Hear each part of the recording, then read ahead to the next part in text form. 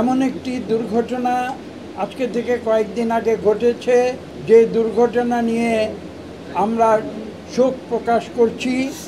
আপনারা জানেন, দুর্ঘটনা ঘটার পর মুহূর্ত থেকে আমাদের ভারপ্রাপ্ত চেয়ারম্যান জনাব তারেক রহমান সাহেব সুদূর লন্ডন থেকে তিনি আমাদের নির্দেশ দিয়েছিলেন যে আমরা যেখানে যখন সম্ভব আমরা এই দুর্ঘটনা কবলিত যারা আহত, যারা নিহত তাদের জন্য দোয়া করতে, এবং যারা আহত তাদের জন্য রক্তের প্রয়োজনে বা যে কোনো সহযোগিতার প্রয়োজনে আমরা যেন ঝাঁপিয়ে পড়ি। বিএনপির নেতাকর্মীরা সেই মুহূর্ত থেকে ঝাঁপিয়ে পড়েছে এবং তারা আহত যারা রয়েছে তাদের পাশে ছিল। নিহতদের জন্য আমরা দোয়া করেছি এবং আজকে আমাদের ফারুক হোসেন সাহেবের কন্যা, মাত্র 11 বছর বয়স, তার নাম হচ্ছে ফেরদৌস। আমরা আজকে এখানে এসেছি তাকে সমবেদনা জানানোর জন্য, কিন্তু আমি খোলাখুলি বলছি তাকে সমবেদনা জানানোর ভাষা আমাদের জানা নেই।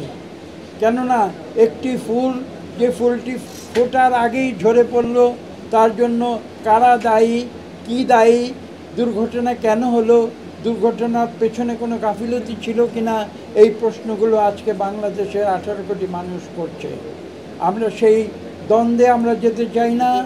আমরা মহান আল্লাহ তাআলার কাছে ফরিয়াদ করছি, ছোট্ট শিশু ফুলের মতো নিষ্পাপ সেই শিশুটিকে মহান আল্লাহ তাআলা যেন জান্নাতবাসী করে, এবং আমরা এই দুর্ঘটনা থেকে যেন শিক্ষা লাভ করি।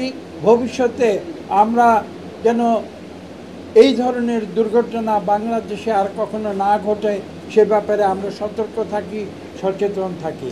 এবং আমরা বিশ্বাস করি এই অন্তর্বর্তীকালীন সরকার তারা বিভিন্ন অনেক কাজে তারা জড়িয়ে পড়েছে, বাহুল্য কাজে না গিয়ে তারা যেন সত্যিকারভাবে যেই সময়টুকু তারা এই দেশের দায়িত্বে রয়েছে সেই সময়টুকু তারা যেন দেশের মানুষের কল্যাণে ব্যয় করে, এবং তারা যত দ্রুত সম্ভব অত্যাবশ্যকীয় সংস্কার সম্পাদন করে তারা যেন এই দেশে একটি সুষ্ঠু নিরপেক্ষ নির্বাচন দেয়, যাতে করে এই দেশে সত্যিকার জনপ্রতিনিধি।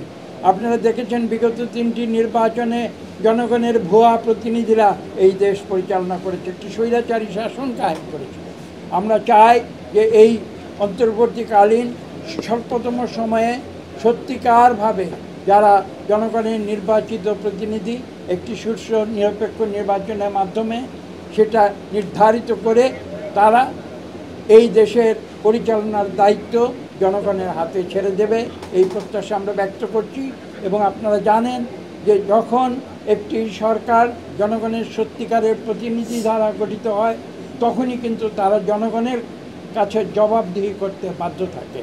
এবং আজকে এই দুর্ঘটনার জন্য আমরা কাউকে দায়ী করতে চাই না, এটা আমাদের উদ্দেশ্য নয়।